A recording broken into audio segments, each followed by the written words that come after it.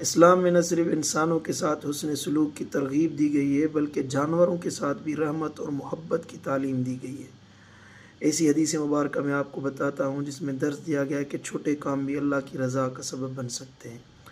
حضرت سیدنا ابو ہریرہ رضی اللہ تعالیٰ عنہ سے روایت ہے، نبی اکرم صلی اللہ تعالیٰ علیہ وسلم نے فرمایا، ایک آدمی نے ایک کتے کو دیکھا جو پیاس کی وجہ سے گیلی مٹی کو چاٹ رہا تھا۔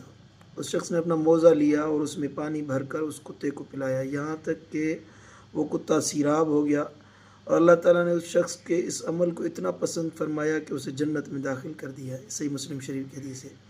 یہ حدیث ہمیں بتاتی ہے کہ انسانوں اور جانوروں کے ساتھ حسن سلوک اور رحمت کا معاملہ کرنا اللہ کی رضا کا سبب بن سکتا ہے۔ اس چھوٹے سے عمل سے جس میں صرف پانی پلایا گیا ہے، اور اللہ تعالیٰ نے اس شخص کے لیے جنت کے سارے دروازے کھول دیے۔ یاد رکھیں، ہر چھوٹا عمل جو اللہ کی رضا کے لیے کیا جائے اس کی قیمت بہت بڑی ہو سکتی ہے۔ آئیے ہم اپنی زندگی میں رحمت اور حسن سلوک کو فروغ دیں۔ اللہ ہمیں عمل کی توفیق عطا فرمائے۔